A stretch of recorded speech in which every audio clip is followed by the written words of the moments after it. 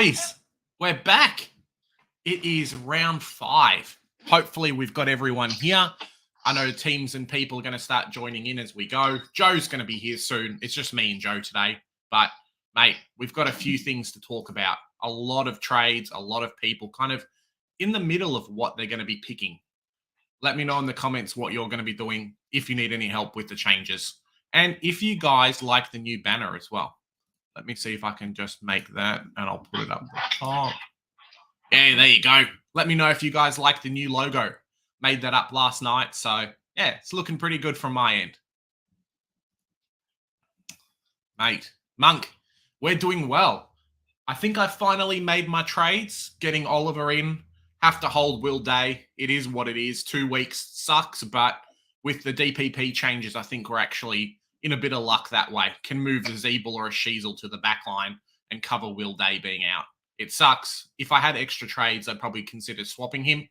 But it is what it is, as everyone says. The biggest thing for Will Day for me is similar to what happened with Tom Stewart last year when he came back from injury, where Tom Stewart came back. It was a prolonged period of time away, and he almost had lost his role. I hope with Will Day coming back into the side in a couple of weeks, Warple and Mackenzie to a lesser extent still get moved out a little bit. I would hate for him to come back, lose all his CBAs, you lose all that hard work that he'd been putting in to get kind of that ruck rover role, or at least that midfield rover role.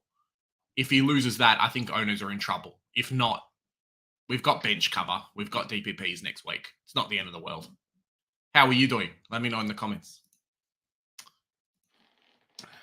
AJ, from what I'm hearing from some sources, Witz is probably going to be out for 3 to 4 weeks. So last week plus another 3. He's looking pretty sore from what they've said today on Fox Footy. He didn't actually practice in the practice session today, so he won't be playing this week. Could potentially miss a couple more. I think owners are a little bit lucky that Witz is still the price that he is. It's not like he's 500K and you've got to upgrade to get someone decent in. It's almost a sideways swap for an English, that kind of thing. So definitely swap him out there. Unlucky, but that's super coach, right?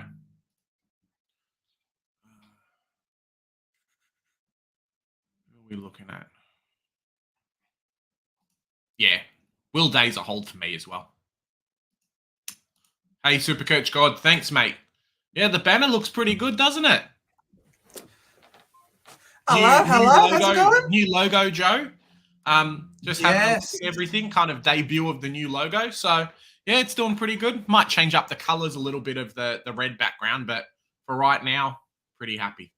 Nah, red and black is beautiful. Red and black, the color of the gods, mate. We love red and black. It's the bellissimo combination. Oh, Supercoach God, you don't have to do that, mate. But thanks very much anyway. Yeah, we'll have you on sometime. But you might have to show your face. That's the only problem. We're not going to do like a little talky mouth thing like the Phantom does. So get yourself a camera and then we'll chat. Yeah, 100%, man. Supercoach God, if you guys haven't subbed to him, head on over to Supercoach God. Let's get his sub count up. Good friend of the channel. And gotta love spreading the love to everybody else. You know, we gotta give back to the community. We're definitely very grateful for our rise in subscribers over the preseason. Definitely would love to get that spread out as well. Corey's saying can't decide between Sard, Stewart, and Sicily. Already have Dawson Dacos. Clary with 1K. Yeah, it's the interesting one. I think it's really the talk of this week. What do we do?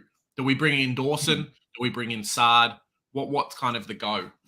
If we just pull up, there was some interesting talk kind of on George's Discord at the moment. Let me just pull up.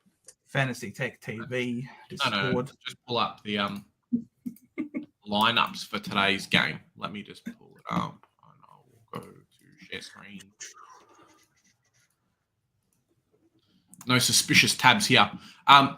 Yeah, so there was some interesting talk today about Jordan Dawson and what's potentially going to happen with him. Is he going to end up getting the double tag this week? So what that means is obviously not 2 players tagging him, but 1 player tagging him in the back line and then 1 player tagging him potentially in the midfield when he's in the midfield. So we know kind of what happens with that.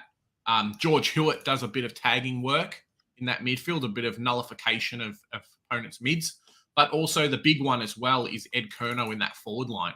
So if Jordan Dawson ends up in the back line, he might be someone who moves up to him and does that kind of pressure work, similar to a Kane Turner, what he used to do at North Melbourne in the back line, or in the forward line, kind of being that pressure forward that would annoy the opponent's backs. So Jordan Dawson might end up getting a bit of a tag today. I'm not sure how influential it's going to be, but you might end up getting lower scoring from him. Off the top of my head, I don't have the stats for Adam Sard, how he goes without Doherty in the team, but I can't imagine his scoring's going to drop. The hard part is you want all three, right? You want Sard, you want Stewart, you want Sicily kind of in your finishing team. Sicily, I think, is going to drop in money, so let's take him away. Stewart is playing, I think they're playing on a smaller ground, but with Radigalia and other players potentially, being in that team, I think Stewart kind of loses a little bit. I would probably go Sard. He's my pick for this week. I think his projected score, let's just quickly check.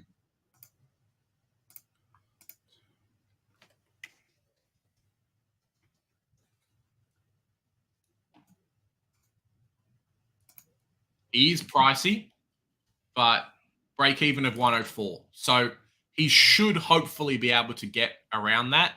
And he's probably going to end up being a top player for the year if him at least 7 or 8, 6, 7, 8, 5, 6, 7, 8. So yeah, it's an interesting one.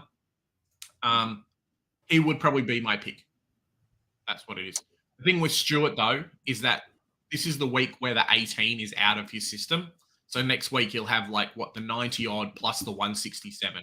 So in saying that, let me have a quick of a think.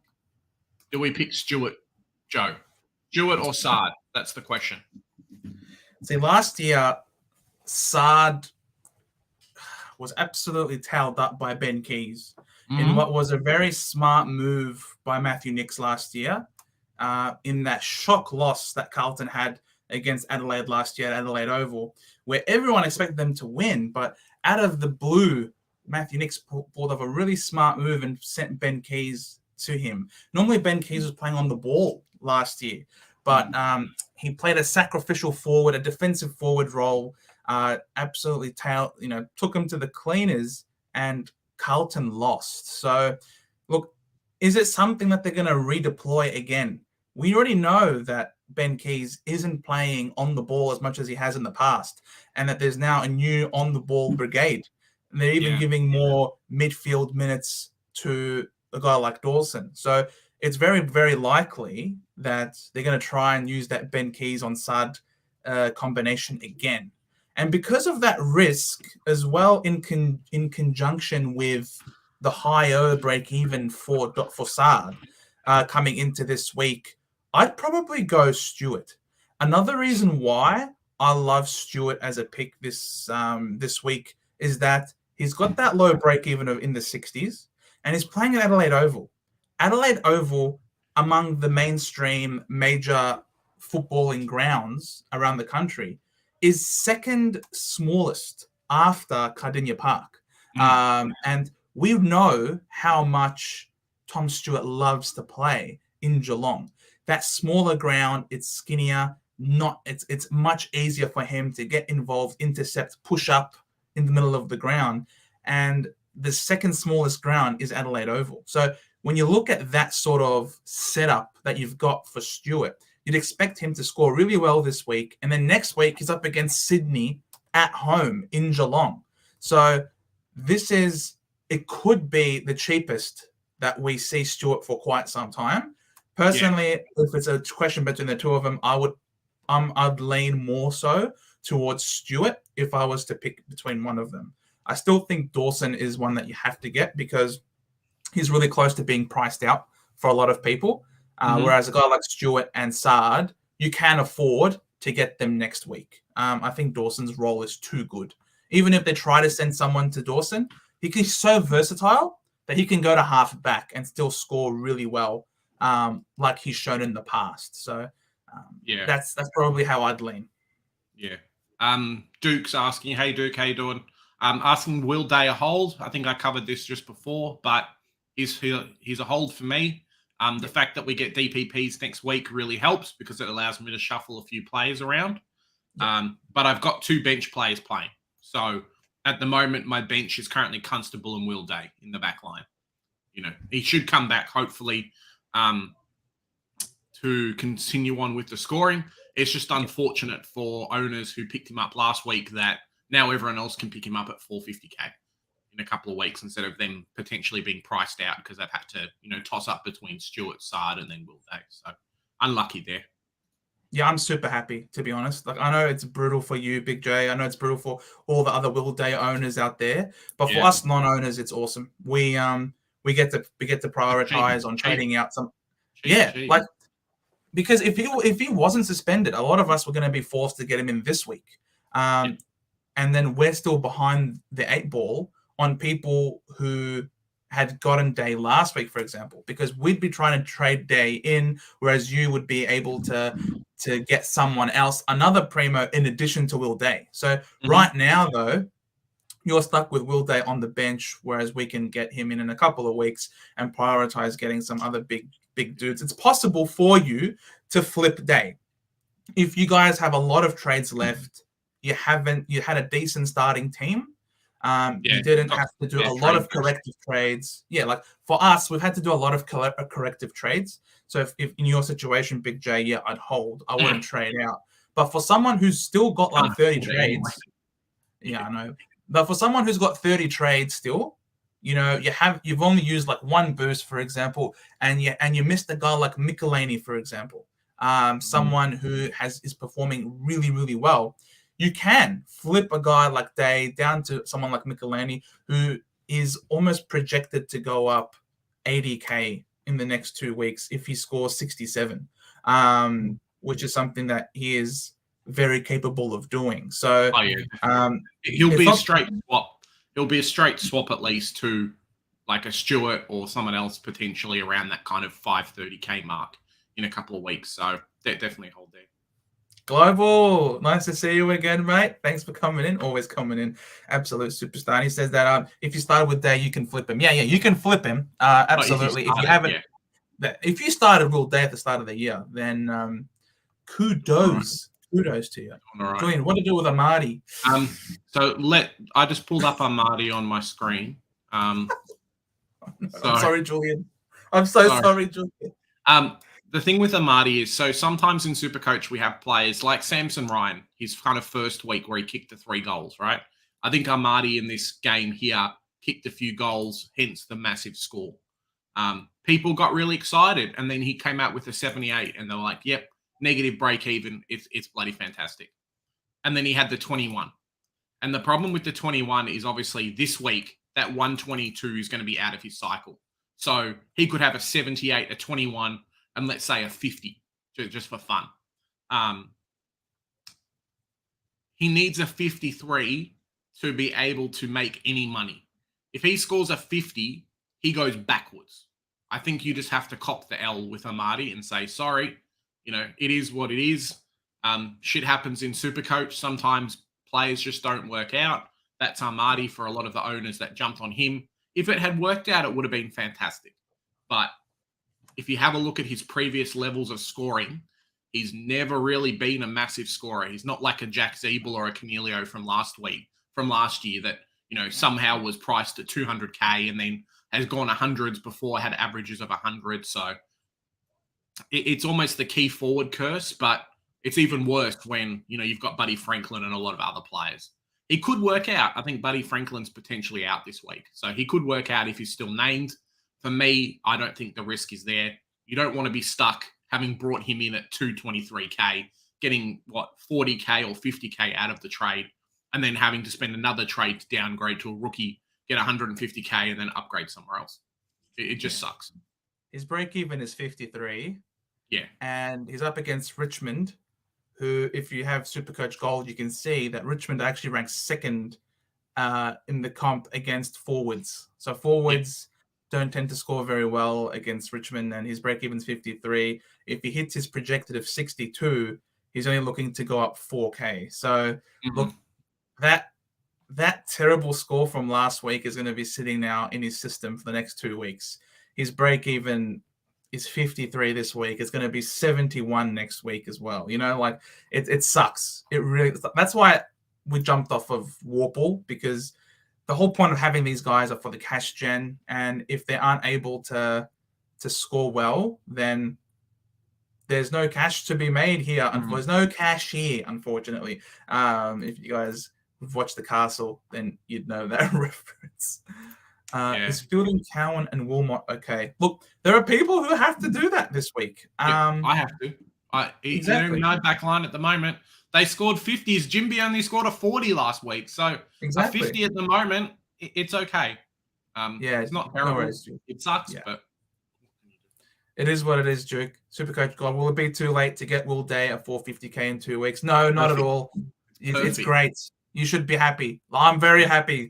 God, I'm very happy. My prayers, you've answered them, mate. This is excellent. The 2-week ban still upheld. We can get him in a couple of weeks.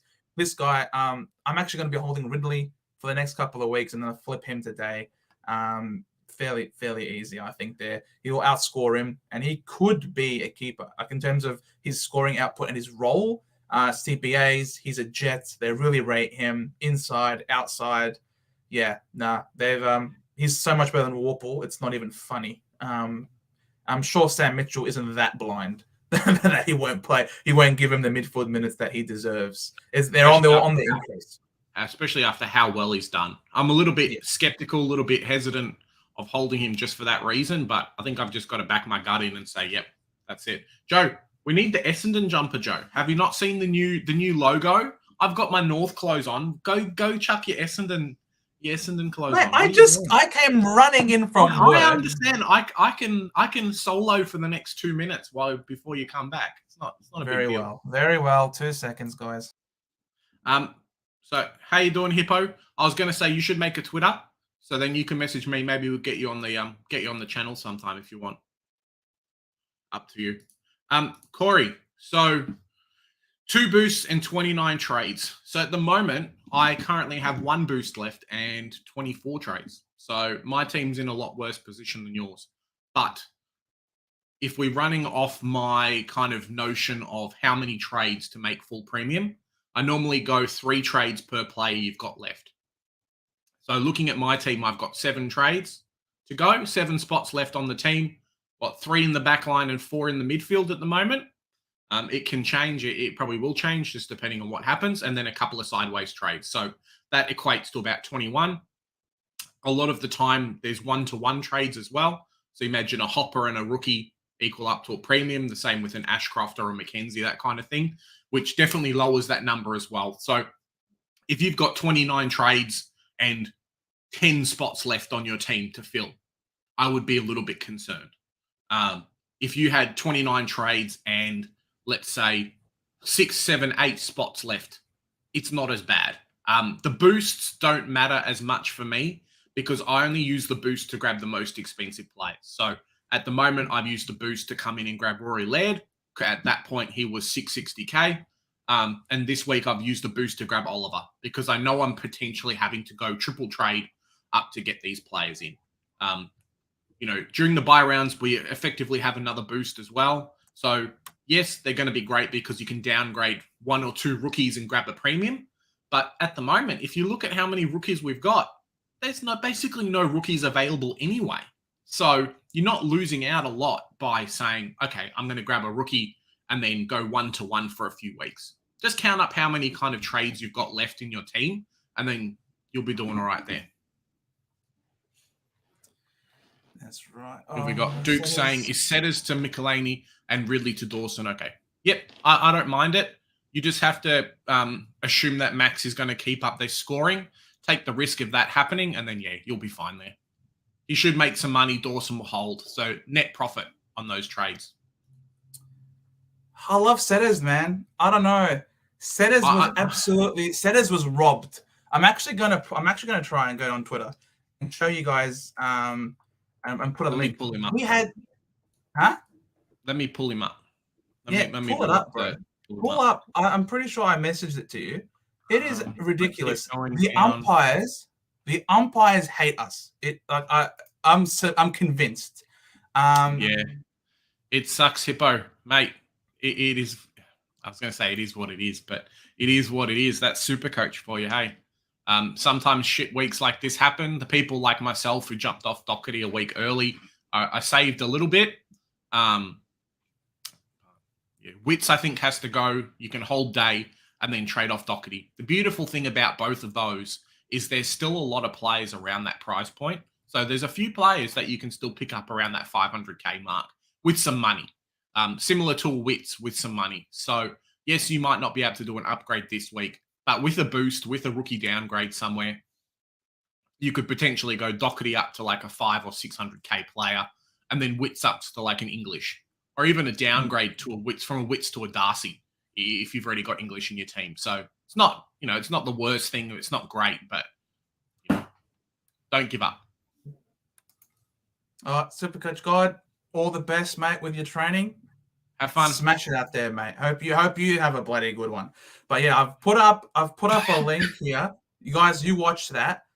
Those were 4 of Setterfield's tackles of his 7 tackles on the weekend. You tell me how all 4 of those were not paid as free kick. Only 1 of them was paid holding the ball. He should have 100% been closer to 100. That the fact that those all weren't paid is absolutely criminal.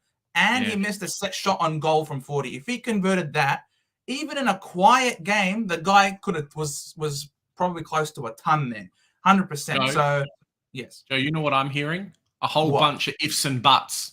If the AFL decided to move the been not even an if. It should have been. If he had landed a tackle, then it would have been a tackle. Like, come on, mate. No, it's not even an if. He laid the tackle. Watch the footage. He was absolutely cooked, mate. Yes, I'm sorry. Chopper. Yes, you're right. I got the wrong C. The wrong C movie. Apologies. And Sean Baker. Yes, it's Joe. No cash. Yeah, Chopper. Yes, I know it's Chopper. I apologize. I got it mixed up. But Clary 2K. It's Ty Vickery fan. Oh, Ty. What's the best mid to bring in this week? Have 800k in the bank. The best mid to get in is the best mid, and that's Clayton Oliver if you haven't got him. If you've got Clayton Oliver and you've got 800k in the bank, my word, Ty, you are flying, my friend. The best mid to get in. There's some real options at that kind of 600k mark. I think Paddy Cripps is definitely one if you don't have him. With Paddy Cripps, you kind of get a good enough captaincy score. I think I think Carlton have a decent run coming up as well. So I love Cripper. And he ends up being cheaper than what other people started him. So he's definitely the one for me. Tuke Miller, is okay. I don't think Lockie Neal's really there. You could go a bit cheaper and go an LDU or a Liberatore if you take the risk on those. The only problem with those 2 players is they seem to be very up and down. LDU not as much, but Libba historically has had like games of scoring 50s, 60s, and then like your 120s, and that's why his average is what it is. That was with Dunkley in the team though, so maybe they're putting a bit more reliance on him, which is what we're seeing so far. Yeah, correct. Global, Cozzy Pickett tickle anyone's peanuts. You and your peanuts, Global. I tell you what. I love it. It's not a stream if Global's not tickling someone's peanuts, mate. It's I love it. I look forward to seeing. And he's set on bringing Cozzy Pickett in. Look, I hear you, man. He is. It's a ballsy move, bro. That's all I can say. Yeah, he's dynamic. He's lightning quick. He plays for a gun team. He's getting 25% CBAs. He could have had a big one if he kicked straight on the weekend as well, mate. I'm not against ballsy picks whatsoever. You're picking him to what was his price point again? You're either picking him to be a keeper, mid 340s, I think, or to be or to make you 150k. So his price Aiden? 365. Hope you're doing well, mate. Just moving down the list. Jack Zeeble. So I've brought Zeeble in this week. I might as well just show my trades that I've done. What my team's looking like, because I know there was a bit of talk yesterday on the video that I was actually going to show my team. So So let's do that this week. While you're doing that, I'll keep talking very quickly to Global about Quasi Pickett. He's priced at 66. If he goes like roughly a 90 to 95, that's what you want from him in order to make you enough cash to be worthy of the trade. But look, if he's able to pump out big scores, he's got a good run. It's going to be really wet though on this week, so who knows whether or not he's going to be able to do it. And I think Essendon are going to beat Melbourne anyway. So good luck with the pick. Yeah. So this week I've traded out Jones, Setterfield, and Cornelio, and brought in Wagner, Oliver, and Zeeble. So Wagner's, I didn't have price for Van Ruin. I know Wagner's probably going to play for a while, so nice DPP swap, and then him. Cornelio's the one that I'm a bit fishy on, but I know that he's almost guaranteed to lose a bit of money. So even if I have to trade him out now to be able to grab Oliver, I can bring him back in at like 450k as a forward keeper in my team. And I'm not really losing out anything because I'm going one keeper to one keeper. I'm going here one potential keeper to an upgrade target, and then just some money there. So at the moment, I'm counting 7 players left to finish. That's including Will Day if he's going to end up being a keeper for the year. If not, he should make enough money that I can just spend a trade in sideways. So 7 keepers left to go. I've got 24 trades, so I'm above that 3 threshold. And it won't be 3 because if you look at Hopper, he's a straight upgrade 1-to-1. Ashcroft should be a straight upgrade 1-to-1. Potentially same with a Mackenzie and a Caminiti and Chandler and things like that. So I'm not as worried. Yes, 24 trades isn't great. My starting team was atrocious, was absolutely dog shit. Sorry for swearing, guys. So, yeah, I'm okay with where I am at the moment. Oliver's got a massive run at the moment. So if you don't have him, I don't really see him losing this money. Maybe he gets to like a 650k if you're very, very lucky. But it won't be happening for the next like 3 or 4 weeks, barring a concussion or a broken leg or something happening straight away. So he's just that good. The thing with Zeeble, so just kind of running off this question DP was asking. Last couple of weeks, no Griffin Logue. He's had to be that kind of second tall alongside Aiden Core. And no Mackay. Griffin Logue's come back in. The structure's basically the same as what we've seen in the first couple of weeks when it was popping out hundreds, which is fantastic. The only question I have with Jack Zeeble is what happens with Mackay. Now, Mackay generally doesn't take kickouts. He's just the key defender. So that role's not gone. It just means, are they going to share a little bit more time in that back line, or is someone like a Bonner going to go out and then Mackay's averaging 60s or 70s and then Zeeble's fine? At the moment, he's a keeper for me. The DPP swing's fantastic. I've got him in as a keeper, and I'm potentially grabbing a keeper at 430k. So a position filled in my team at 430k. You can't really get worse than that. Or can't really get better than that, really. No, you can't get better than that. Also, that when you listen to Clarko talking, he said that there's going to be a time where they're going to need Sheasel's craft forward of the ball at some point. But right now, where they currently are, they need his class and his poise and his ball use in the back line. I can't see Zeeble being pushed forward when you've got a guy like Sheasel, who's so classy in front of goal and can kick goals, multiple goals each match. I think he's the one that's more likely to be pushed forward at some point down the track. Now, Zeeble's got a 92, and Zeeble's got a 92 with a couple of free kicks against, and one of them was a 50-meter penalty. So that 92, on that, it was very soft. That 92 from the game could have very easily have been over 100 if not for those frees against. So for him to have roughly tonned up with that, whilst also playing fairly accountable, that's actually really good. I'm really happy with that sort of performance. If you haven't got Zeeble, then absolutely you can get him in. Harry, are you keeping Marshall this week? Look, I sort of have to keep him at this point because Doherty's got to go. Yeah. Now, I can elect to get rid of him. I can elect to do, for example, a Doherty to a Dawson, for example, and maybe trade out Marshall to get a guy like English who's going to absolutely pop off this week. I'm still not 100%. You'd hope so. against no ruckman. Oh, he's going to hope kill so. it. I don't know. I'm still thinking whether or not, because Marshall has been very disappointing to date. And the fact that he was subbed out at 3/4 time is also not the best. But I've heard the coach was a bit cranky at him. Yeah, so I don't know. Marshall, if you reckon Marshall is not going to be a top 2 or even top 3 ruckman, I'm actually not against trading him out, because is he going to finish ahead of Sean Darcy? Sean Darcy this week is value. Like, Sean Darcy is, outside of that one bad game that he had this year, he's averaging like 120.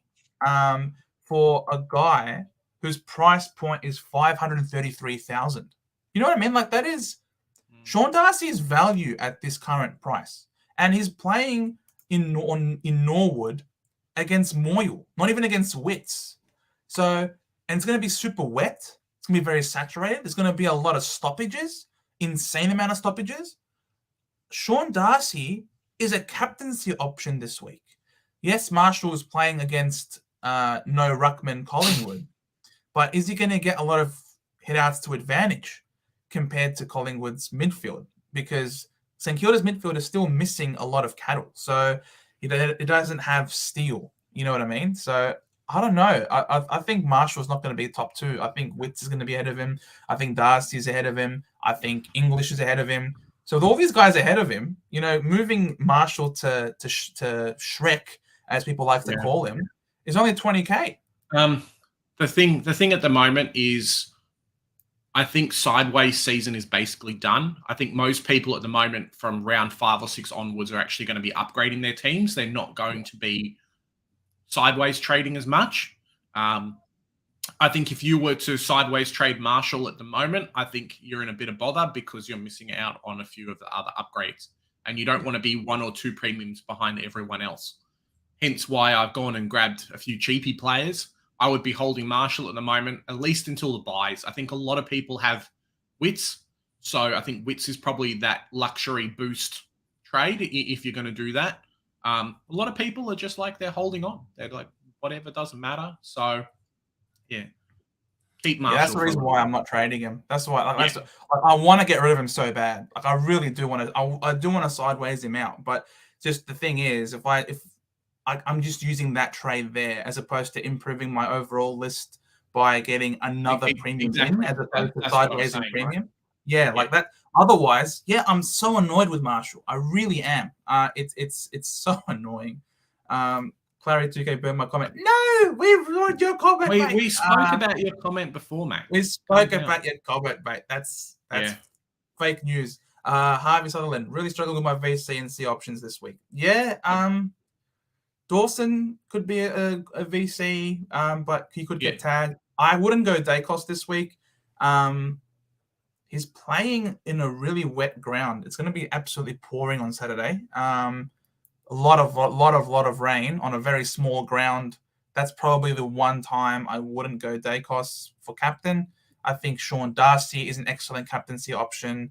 I think Clayton Oliver, playing at Adelaide Oval, loves that ground. It's his second highest averaging ground out of all of the grounds in the country. He's an option.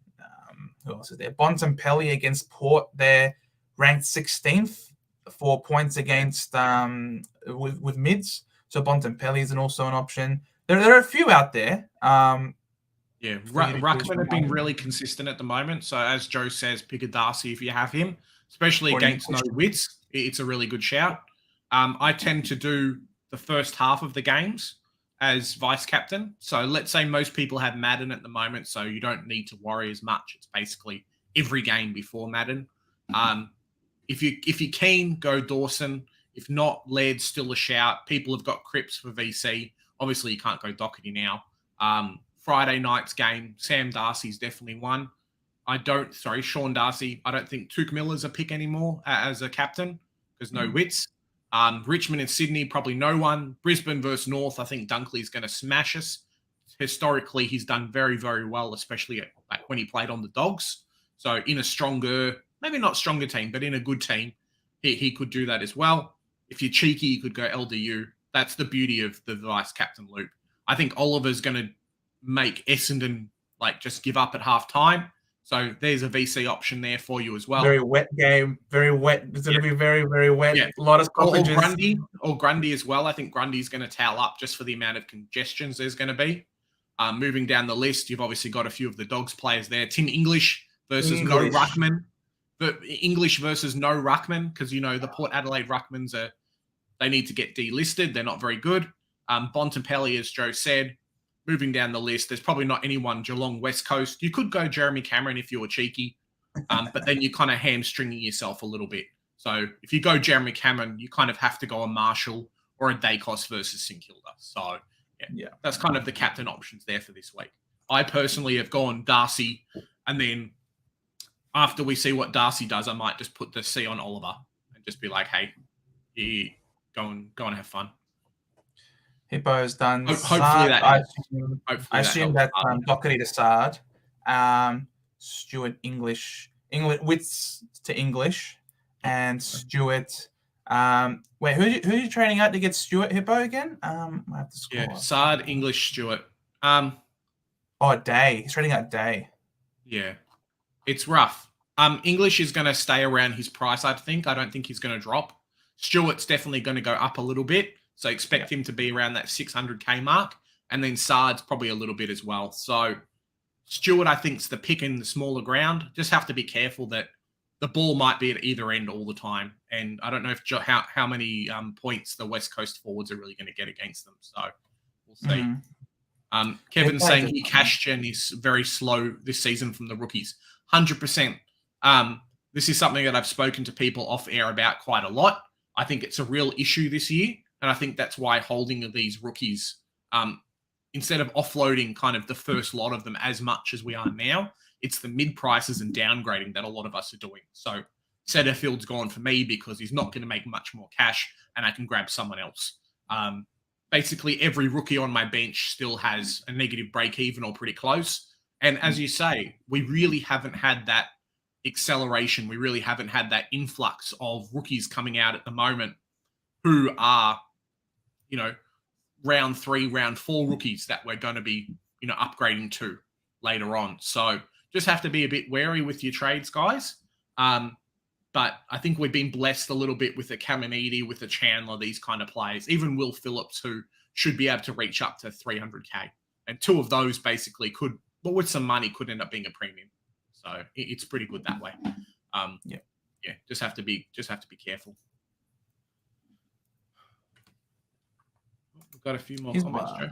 Doherty to Dawson, Goda to JVR, and Green or Setterfield to Stewart. Green. Tom Green? Must be. It's not Toby Green. No, not Tom Green. Come on. Here's what I'd probably Doherty to Dawson's good. Goda to JVR is also good.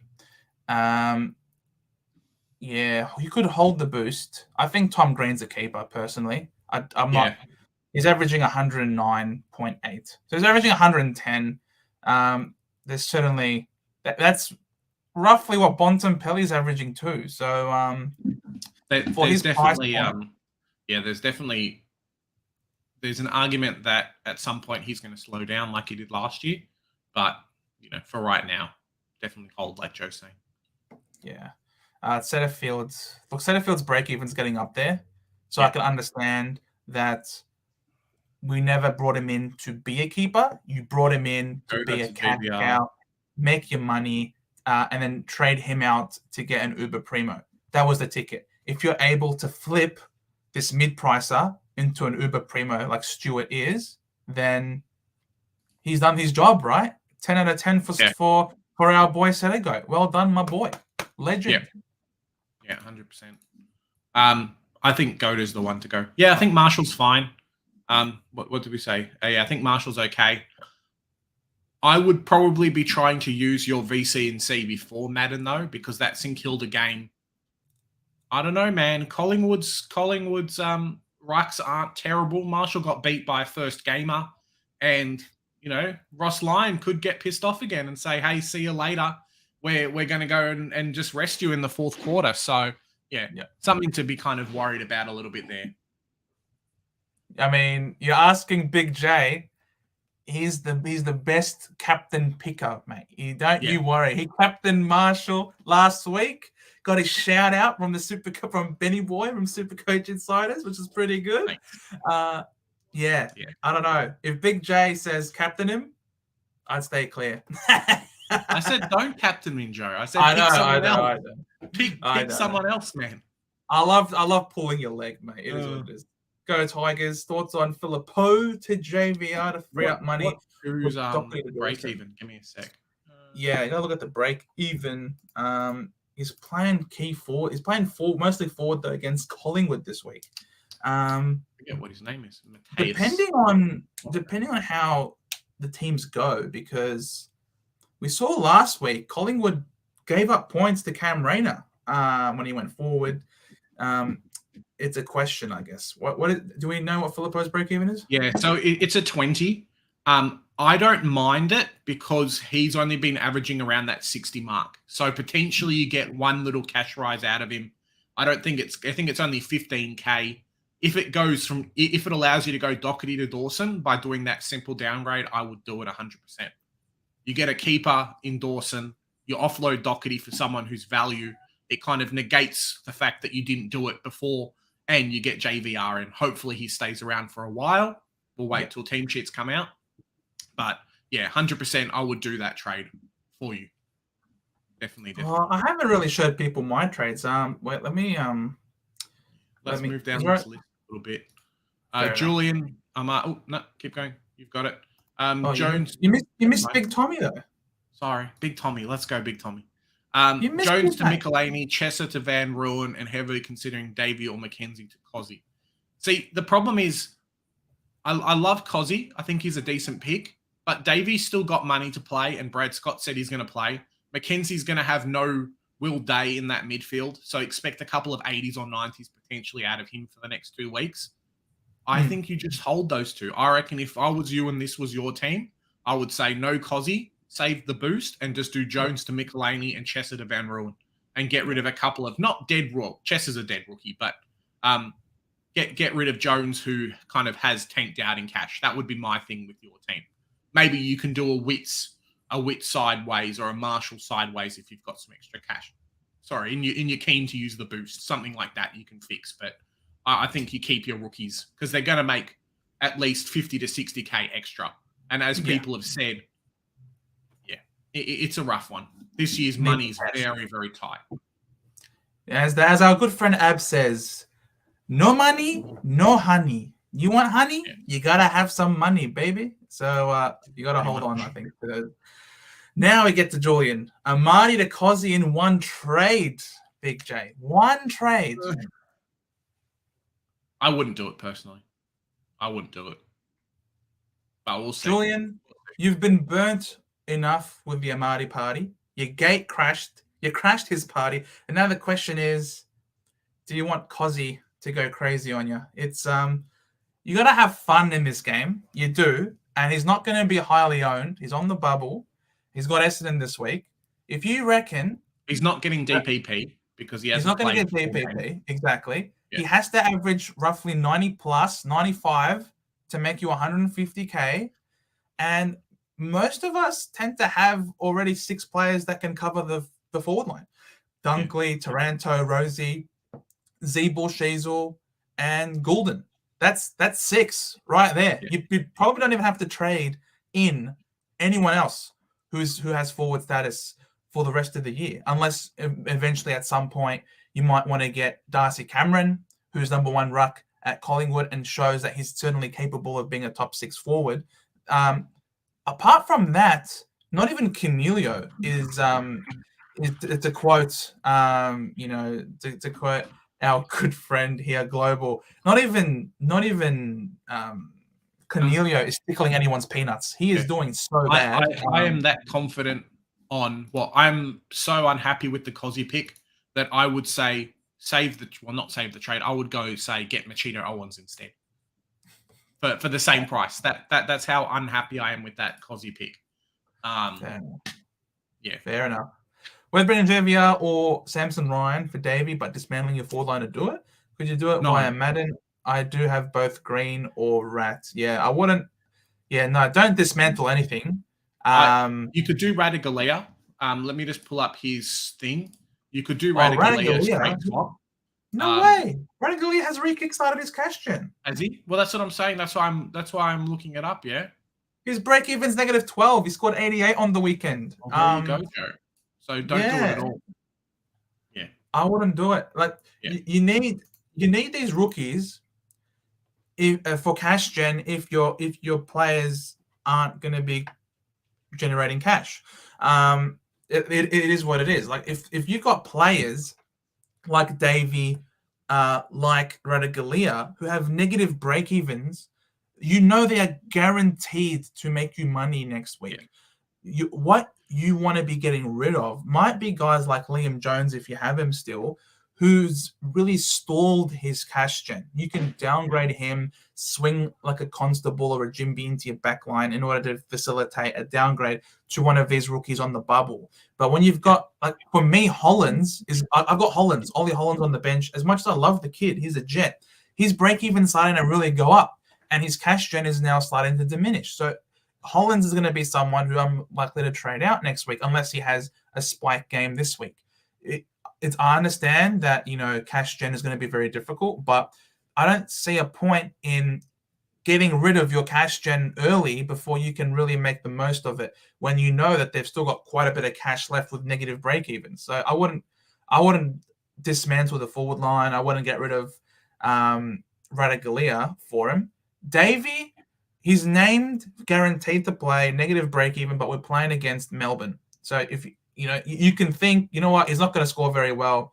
JVR has a higher chance of scoring more in the future. Yet the job security is sketchy because he has to fight against McDonald and Ben Brown. And obviously Gawn has to come back as well very soon, 1 to 2 weeks away.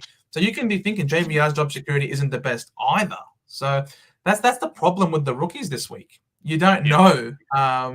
There's enough question marks over them. It's not worth your trade.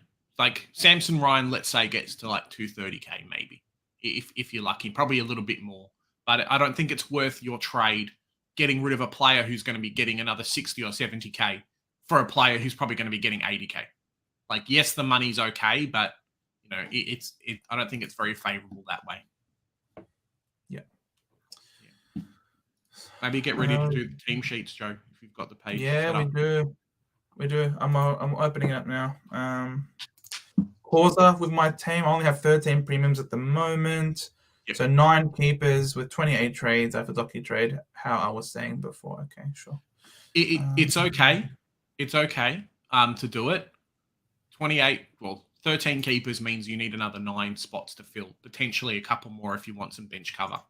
I don't mind it. You just have to be really good with your trades. You have to try and maximize the amount of 1s and 2s. Hopefully you've got an Oliver and a Laird already, these super uber expensive players. So you're only picking up guys that are like 600K. You're only picking up guys in the forward line who are 550. Maybe you're picking up guys who are 600K or 550 in the back line.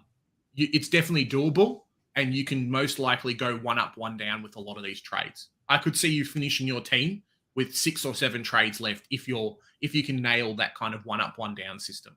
Yeah. But it means kind of grabbing players at their price point. We know historically a lot of super coach players have, well, not like a lot of players in the AFL, their price kind of drops between that round 6 and 9. So that's what we kind of have to do at the moment. You've kind of just got to plan for that. So get ready to offload your Setterfield. Potentially get ready to offload your Hopper in a couple of weeks. These kind of guys that maybe you had in your head, hey, I'm going to be able to keep them for a while because they're doing well. Well, now they're the stepping stone straight to a premium. So hopefully that helps a little bit. Hi guys, stuck with Wits, Grundy or Darcy? Grundy or Darcy? Look, I wouldn't go Grundy. Grundy's only got 1 to 2 weeks, according to Melbourne's reports, of when Gawn will be back. So as soon as Gawn is back, automatic alarm bells, I think, in my mind, when it comes to Grundy's scoring ability. I'd lean towards Darcy, to be honest. And if you are able to get English, then that would also be really good. But currently at this price point, I think Darcy presents enormous value. I know our good friend Shaq. And he's not going to is be gonna- out of your team in like 2 weeks either. Correct. Which is kind of a big thing. Yeah. Ooh. Looking forward to DPPs next week. It's going to make so many changes to our structure. Correct. Yes, Sean. We're almost there. For people who are building the rookie at D6, and looping between Cowan and Walmart, we're almost there. You can send the Shazel or Zabel back there to cover. We're almost there. Rumor Witz is out for a month. Look, yeah, Witz we've heard that too. It's very sad. Exactly, Duke Moyle could be good. He'll be on the bubble next week. And there you go. That's an upgrade for one of you guys, potentially in the midfield, potentially in that forward line with DPP. You can swap out a person into the midfield, say, hey, I'm going to downgrade, and then move players around. So maybe you don't even have to grab a Samson Ryan, because I think Soldo's are back in a couple of weeks as well. Maybe you can grab a Moyle and then do that. Yeah, correct. I don't really like Cheese. I'm too scared to chuck any captaincy options on Laird, which is frustrating. That's why I paid 700k. I know, Cheese. It's so annoying. Oh, team sheets out. Okay. All right. It really sucks, Laird. Hopefully he bounces back. I brought him in at 660k, so I'm on that boat with you as well. It is what it is. We'll see. All right. So we already know about Adelaide. Here we go. Let's pull this one up. Corey Wagner he's new. Great. Is Corey Wagner named on field? Oh, he's named on field. All right. Yeah. Oh, he named halfback, Corey Wagner. All right. So the thing with Corey Wagner is during the preseason, he was almost brought in as being the Blake Acres replacement. So someone who's coming in off that halfback line. Yes, they may have a few players who are out of form at Freo, and that's why it's happened, but they brought him in to play this role. This exact role in the team, they brought him in. And obviously now he's fit. There's a position he's going to do that for him. He dominated in this position in the waffle last year, and that's why they picked him up. So as we see there, maybe he doesn't score as well, but he's definitely an option. Sam Sturt as well did quite well in the preseason games, has now been named in the team. So wait and see. He could be a good downgrade option in a couple of weeks. In that forward line, maybe you get rid of a Fergus Green or someone and nab a couple of cheeky 100k, something like that. Jackson half forward is okay. Sean Darcy there.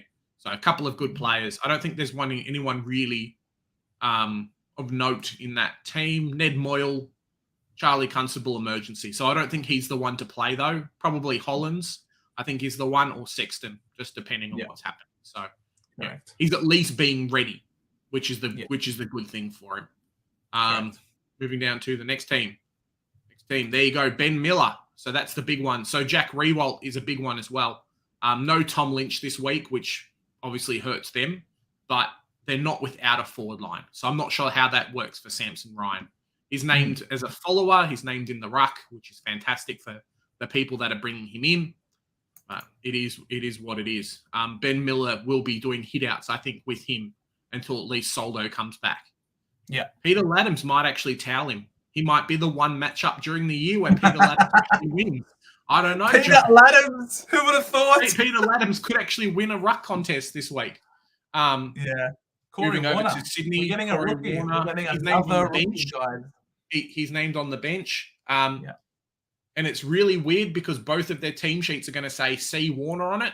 So the people that have both, and better hope Abby Holmes isn't doing the commentating for this game because, boy, she's going to struggle. She's absolutely going to struggle. Sydney. Let's go down to the next one, Joe. Oh, it could be good for Joe Amati. At least Amati's not dropped. And no Franklin. As I said before, as I said in the preseason show, Franklin is out, so that does help Amati because I think last week they both played in the forward line. So maybe Amati, you can hold him if you're feeling gutsy, you can do it, but it's a big risk, man. That big score is out of his cycle after this week, so it is rough. Here we go, that back line from North Melbourne. Greenwood is dropped. That is huge. That is I'm huge. More worried about Paul Curtis. Owners of Phillips. Yeah. Named on the ball. Yeah. So those people that had Phillips last week, you are laughing. I missed out on the North Melbourne player. It's rough. because he's going to go spastic. Not spastic. He's going to score very well. Brisbane, I don't see anything really changing. Cheese or them pull forward. That's fine, Joe. That's all right. They'll move him around. He'll be fine. I know, Jack Siebel in the back line, which is what we're looking for. Aiden Cole, Luke McDonald, Bailey Scott. Yeah, players will move around. Bailey Scott will end up on a wing. Other players will end up there. Sheezel will end up in the back line. He'll still take it out. He'll be fine. Daniel Howe, the one that I know a lot of people are annoyed that he's in the team still after shanking at almost every shot last week. So he kind of sucks. Connor McKenna's named on field, which is great. Where is Wilmot? Let's have a quick look. Darcy, okay, interchange. That's all right. That's fine. It was expected, right? Did Daniel Rich come back? Scroll back up. Ooh, okay. That's a big one. All right. Brad Scott, you're such a liar, mate. What are you doing? Brad Scott said in the presser today, Davey's going to play. Davey's not playing. So, okay. Yeah, watch out for what I was saying about the Davey train at the moment, boys, because, it's an interesting one. Yeah. Snelling like for like in 100%. Small forward out, small forward in. Wiedemann's guaranteed out because of the concussion protocol, so he has to miss. Patrick Voss, I really hope he plays. Could come in for Wiedemann, I think. If you had JVR now, I would almost be considering Davey, but you'd hope Davey comes back at some point pretty soon. He should. Davey was banged up pretty good last week. He copped a really strong stinger to his shoulder, so he had to get that wrapped up last week, and then his leg was caught under someone else's tackle last week as well. So Alwyn's very slight. He's very small in stature and frame. So yeah, he was really banged up last week. I'm actually happy that we're managing him this week. Luke Donlan's asking, what happens to Miller Bergman, Big J? Is he named? Go back up. Oh, he is. Bergman. Where's Bergman? You don't see him. He's not here. Oh, I think he got dropped the week before, right? So they just haven't continued him on. I think that's what happened last week. He was removed, and then this week he got removed again. So I think that's what's happened to him. Sure. So JVR. Yeah, Chandler's named on field, which is fantastic. Chandler named on field. Yeah, Cozzy Pickett full forward pocket. Clary, middle of the ground, as you expect. McVee keeps to some people. Ned McVee's not a bad shout because I know what's his face. Kristen Salem's not come back yet. One of the things as well, Harrison Petty did really poorly in that forward line. So people are talking about him actually moving back to his back position to give JVR some more space. If I had JVR in my team, I'd be happy. He's definitely someone you can put some time into this week if you've got some things there. If you're desperate for an upgrade, if you don't want to hold off, I think you're okay with doing that, at least for right now. Yeah. And it could happen because Jake Lever's out. So Jake Lever's a key position defender for them in the back line. So that frees up a defensive spot there for him, for maybe Petty to go back and Tomlinson to come. Ben Brown, obviously, can fill in that void left behind. So, yeah. Port versus the Dogs. Waitman's in. Rosie. Crozier's out as expected. Yeah. Robert McLean dropped. Bailey Sniff, as we like to call him, he's been injured, so he's out. So Liam Jones, he's still there. Ed Richards is still there. Bailey Dale, Baker on a wing, Bont in the middle. What we want. Arthur Jones with another game. English on the ball, of course. Yeah. I think there's some real carnage later on, Joe. We'll see. From what the chat's telling me. So nothing really of note for Port Adelaide. Where is the person from before? The one that Williams? No. Dylan Williams, the guy that played last week. Dylan Williams, half forward. There you go. Yeah. He's named half forward, but he plays halfback. So So he's playing again, which means that he'll be on the bubble next week. I've got my eye on him. He's going to be someone that probably Hollands will be downgraded to. Cool. Yeah. Ooh, bit of change. Gary Rowan. Yeah, Tom Cole's out. Well, he got suspended, yeah? They should say suspended on there. I don't know why this is omitted. Yeah. Scroll over Wait, this is a to Sunday. so This no is a Tom Sunday Cole. game. So That's this is fine. extended. Yeah, no, No nothing. Tom Cole, which isn't great for some people.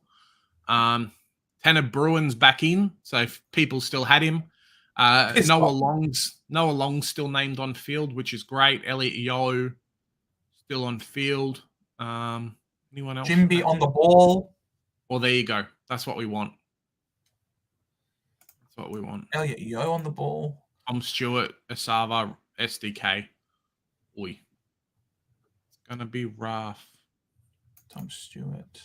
Yeah. Ooh, look who's this.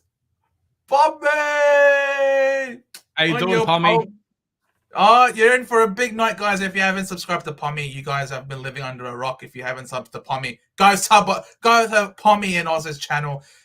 His boys are playing tonight. Go over there. I'm sure he's going to have a great time. Watching cricket as they miss all these goals, No. It's going to be a big performance for the Blues tonight. It's going to be big. We're back in the Blues to win. Get revenge on last year. Come on, guys. Bro. I think there's a bit of rough stuff happening in the next game, Joe. Not gonna lie. Will Day suspension, get out of here. That doesn't matter. I'm over that now. It's fine. Cadman's back in, Jack Buckley's in, Whitfield coming, all these guys. No, that's fine. Cadman. So we got Cadman, but key position, keep forward. But he's actually named again because he was supposed to be named last week and then just didn't play at all. So I don't trust that Cadman business. Cornelio named as a follower really hurts. He's going to go massive and I'm going to cry. It's going to happen and I'm going to be sad. But I got Oliver, so I'm okay. I got Oliver in. Pommy's predictions bag is by 33. Not against it. I can see it happening. Your forward line's too good. Better than their back line. Yeah. Tom Green on the ball, of course. Cornelio, Matt Flynn. Himmelberg still at half forward. I'd love Himmelberg at some point. Like, I really hope Cadman comes in and actually plays and cements his role in the team. Because if he can do that, then it can free up, Thor, Harry Himmelberg to go back into defense. And for his price, would be amazing. Mate. I'm looking at Supercoach on the other screen, and the St Kilda players hadn't updated, and I just refreshed it, and I see a bunch of ticks. Oh, that's rough. Bunch of dicks. Bunch of ticks, Joe. Right. They have a green tick. Yeah, the way you said it, I didn't like the way it sounded. All right. Yeah, so Mackenzie's the one we're looking out for. He's obviously not last one on the bench. I think he still plays. To be honest, I think he's fine to play. Yeah. No worries there. Your boy Huss. Hello, Huss. How's it going? See? I'm not the only one. Poppy heard it too, bro. That's literally what you said. Oh, St Kilda dicks confirmed. Let's go. No, we can't say that. Cadman has to play GWS's shit. I agree. What Thor J was talking about Man City. Mate, I better get me some Haaland t-shirts, I'll tell you what. Let's go down to the last game. So the only one I'm worried about this game is Cornelio. Versus them, I think, is going to be a real worry. Ginnivan name, perhaps? Yeah, Tom Campbell's the one that people are a little bit worried about with Marshall. I think he plays. I'm not sure about Cox. That's what Hippo was talking about on your Hippo. Yeah, Campbell. Oh, mate, does that mean I should do something? No. So the only thing is, I look at Collingwood are going to be playing two rucks. They're going to be rotating Johnson and McStay. And I think Rowan Marshall is going to get tired if he's by himself. So I think that's why Tom Campbell potentially is an interchange player. And then they can have him and then have Rowan Marshall still there. I don't even know who else they use to do hit-outs in that team. So, yeah, it's a bit of a worry, but they might use it to. Yeah, I think they really could call up Tom Campbell to to really take advantage, because we saw what happened last week. Collingwood really struggled with Oscar McInerney. He's a very respectable ruckman. Don't get me wrong. I respect the Big O as a player, but top-notch ruck, he is not. He might not actually play. Yeah, as you say, he might not actually play, and it could be more of a scare tactic for Collingwood. But the thing is, how would Collingwood combat that? Like, in terms of, they just don't have any other ruckman. It's not like they can sort of maneuver and sort of do some sort of counter strategy. They just don't have the personnel. They're very limited with who they can use in the ruck. So in terms of some sort of Jedi mind trick, I can't really see what the benefit is for St Kilda to do that. Whereas using him as an extra ruckman, trying to really work over the lack of Collingwood tools, and having, because the way they got structured up, they lost a lot of firepower having to move either McStay or Johnson into the ruck. And if they are able to play one big guy in the ruck, Tyler Young, absolutely. Well done if you got Tyler Young. If you're able to get two big guys in the ruck to take advantage of their status and have a guy like Marshall, whose biggest attribute right now isn't the ruck contest, it's his around the ground contest work and marking.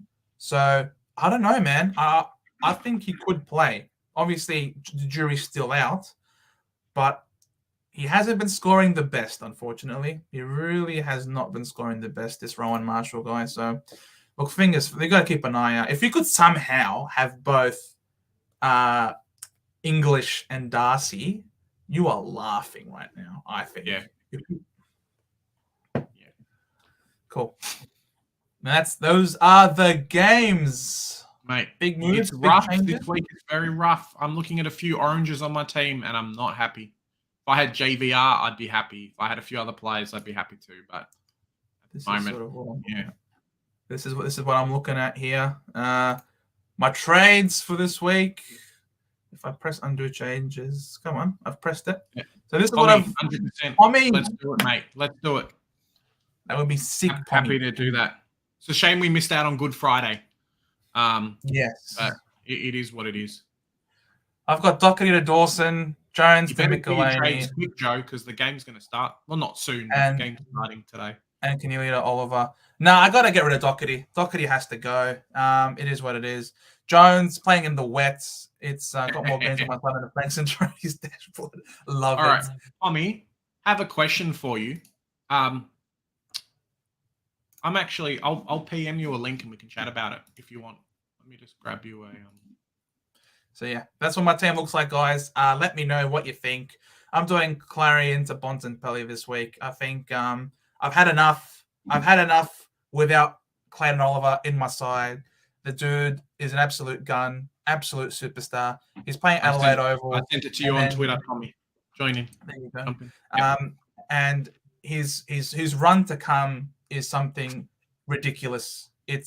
I've had enough. I can't keep doing this to myself.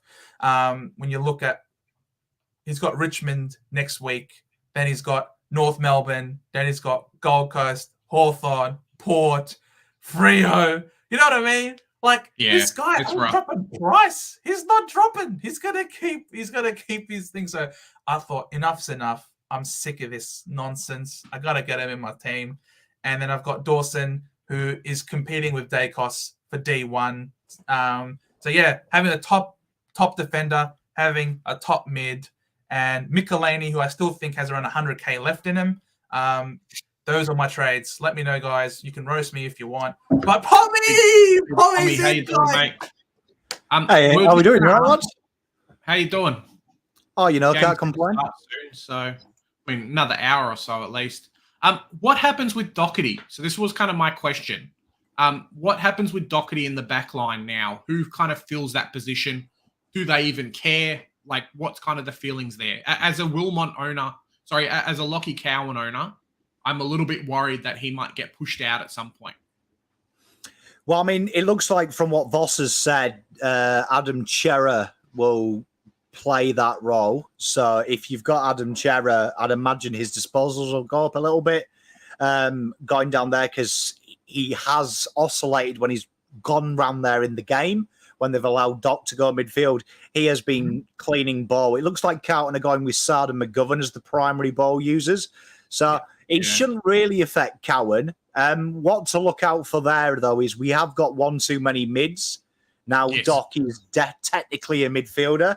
So whether that means that when Owies is fit, Ed Kerno drops out, he slots into the forward line, and then Doc comes in at the expense of a Cowan, that could happen potentially in 6 weeks' time. But at this stage, buy stock in Chera. Yeah. Chera stock. He's a good player. Sarge should stay the same. Scoring, Mitch McGovern will stay the same. Have you heard these rumors of your boys trying to double tag Jordan Dawson tonight? Because there's a few things floating around that with Kerno being there, that he can tag Dawson in the back line, and then George Hewitt might give him some attention when he goes to the midfield. Have you heard something like that?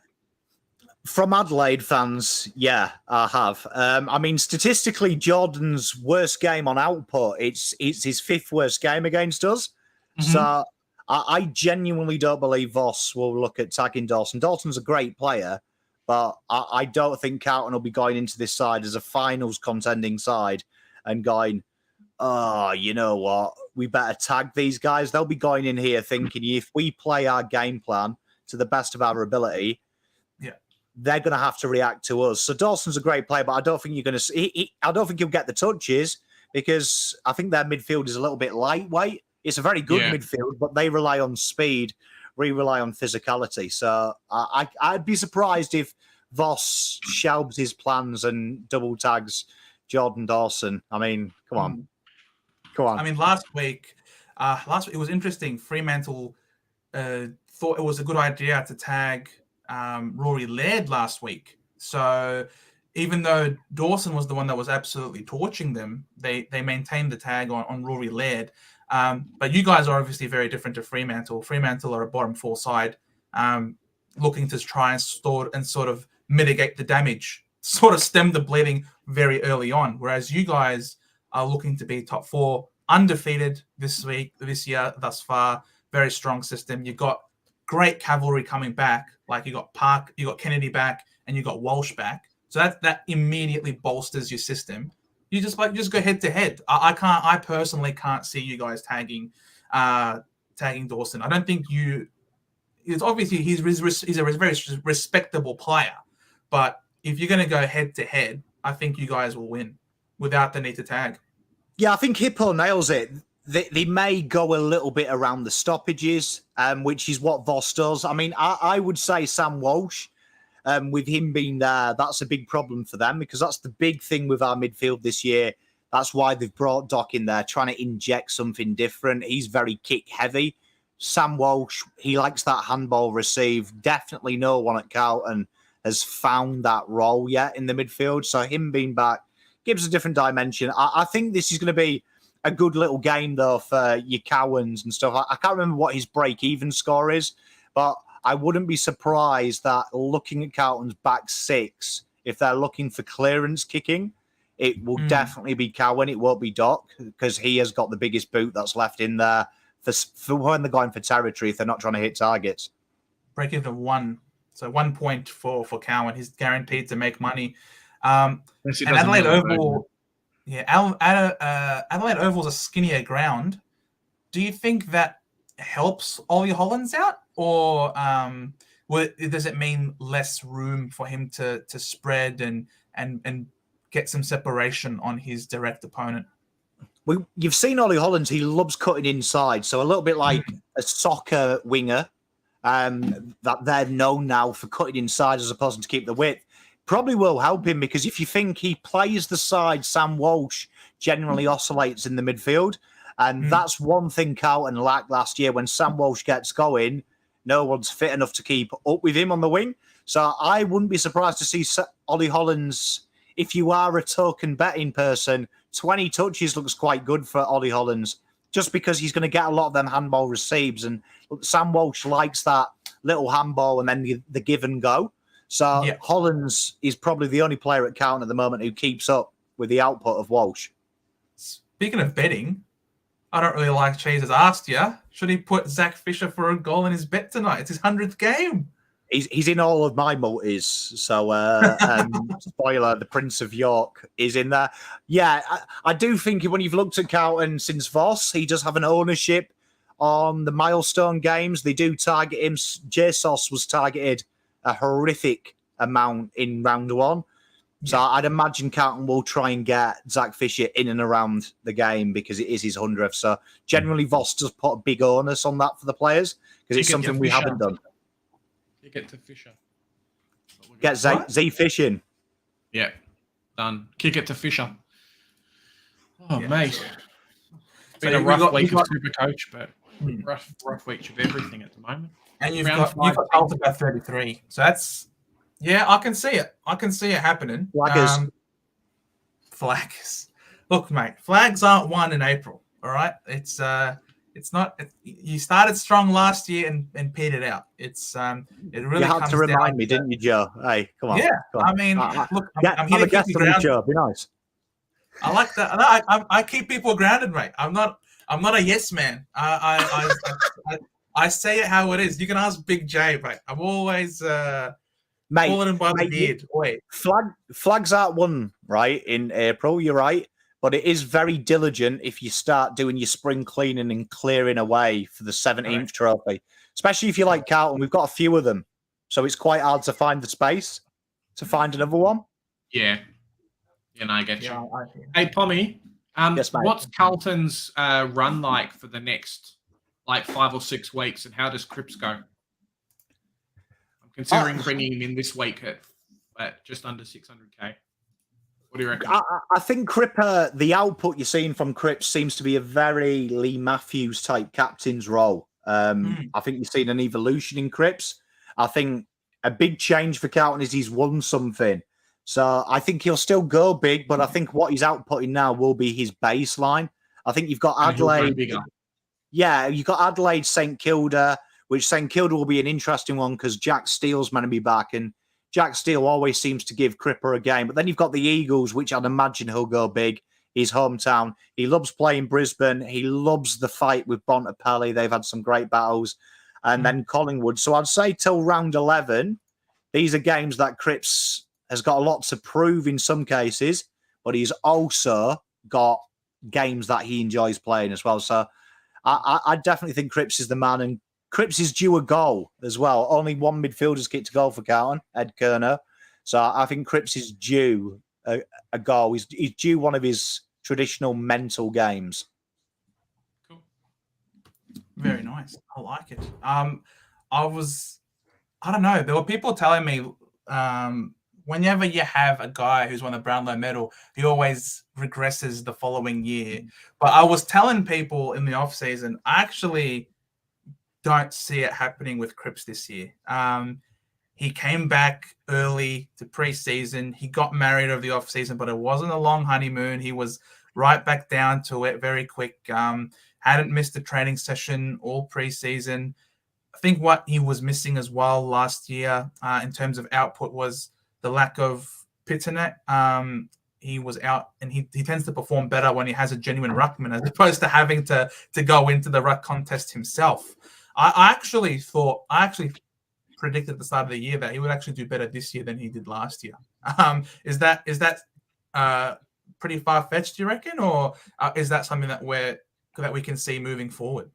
I think you're seeing an evolution of Cripps. I think Lee Matthews spoke heavily to Voss, and Voss shares them values that a captain should lead and trust his men. I think you're starting to see Cripps trust his men. That's something that's been prevalent round 1 and round 2 in the way that he hasn't taken the game on like he usually does. He's looking now, and you can see he's starting to believe in the men around him. So I do think that maybe the Cripps days are gone where you see the Brisbane 2019, where Cripps is like, right, come on, I have to do it myself. But I think that being said, you are going to see a more consistent Cripps, but you're also going to see Cripps that when he does go big, it's very big. And I'm just waiting to see now Walsh is back. Probably not this game, but that rotation will allow Cripps to come out of that midfield like we saw at the start of last year when he pulled 3 just for turning up. So I reckon that will be coming back into the Carlton with the full allotment of the midfield. Because people forget we haven't had a full midfield until now. This is the first time. Absolutely. And it's just, I think it's also better for his durability, that he doesn't have to do it all himself. He's able to run out the season better. Not that he had trouble running out the season last year, because he was still guns ablaze. But this year, the intention and the expectation, I guess, is your season's going to be longer this year because you're going to be featuring in September. So him being able to be fresher for longer during the year, relying on his teammates, and why wouldn't he? The team is in terrific nick in terms of the talent out there. The very shrewd recruiting. Akers has been massive. I think people who know football knew that was a very big acquisition for you guys and really felt a big need. And we can see that he's got massive input this year. So I can totally understand why Cripps should have more trust in his teammates and allow them to help him with the heavy lifting. Mate, spot on. I think you nailed it. I think Akers is huge for the football club, and don't be surprised as well with Kennedy. I think Kennedy, there is a little joke in Carlton fans that up until GWS, we hadn't won minus Kennedy under Voss. So Kennedy's huge to that structure as well. Huge to what Cripps does and huge to what Hewitt does as well. Oh, he's just blown up. He's blown up. Oh, we know Witz is blown up. Witz is out, buddy. Yeah. Change the pick, mate. Witz is gone. Might even not, be a month. But not the picture. Keep your pick from the picture. Yeah. But I love the picture, man. I love Callum. You make me smile every time you comment, mate. I love it. I love it. Big Tommy Dawson VC English C. That's very fair. Yep. About the Dawson pick's interesting. I don't think Carlson's going to let him go as big as what he did last week. So, or at least try and stop him a little bit more. No one will let him go as big. Fremantle are bottom 4. I knew they were going to miss the 8 this year. I knew they were going to slip out. Because obviously if Carlton are coming in and maybe Port and stuff, like there are people pushing up, someone has to drop out. And I thought of the top 8, Fremantle were the clear ones to drop out. I just didn't think they'd skydive out. They look absolutely terrible. He had 100% disposal efficiency to halftime. Like as a midfielder, can you believe that? When you can't kick goals, though, it's a tough game. I mean, 2018 Carlton will tell you all about that. It's a tough game, and people forget goal kicking is so important because it relieves pressure. Yeah. It invites pressure as well. But you saw it at the GWS game. Carlton had a great habit of kicking a goal after they kicked a goal, just taking that pressure off, even though they weren't playing well. Where years gone by, that would have been GWS 2, 3, 4 in a row. The pressure builds. Seeing it with Fremantle, they're going forward, they're getting it in there, but that behind, it creates pressure, and then structures start to fall apart. And like you say, Dawson, like I was watching that game. I was the closest person to Dawson for 3 quarters. That's so good. I love it. That was very good. That was a nice one. I don't know, like, geez, by me, any chance in Cotter gets a game in coming weeks? It's tough because he was signed as a dock replacement. Just in case, it's a break glass in case of emergency. Interesting, if you watch the VFL, he's actually been oscillating in the Mitch McGovern role quite a bit. So whether that's now going to be, that would maybe allude to Lockie Cowan. So I'd imagine Carlton aren't going to play Lockie Cowan 23 games. I would be very shocked if Cowan plays that. He definitely will need a break. He plays a very physical brand. So definitely keep him, because I think Chincotta is a bit different to Cowan. He's an accumulator. Cowan's more known for his defensive nous and his one-on-one capabilities. Chincotta's more of that dynamic, sexy footballer, if you will. So yeah, definitely keep him around, because the way Supercoach works, he'll play 2 games in a row. Voss doesn't often bring you in and drop you unless you're a senior player. Usually with the debuts, he gives them a couple of games. Like Carroll last year, he got 3 in a row.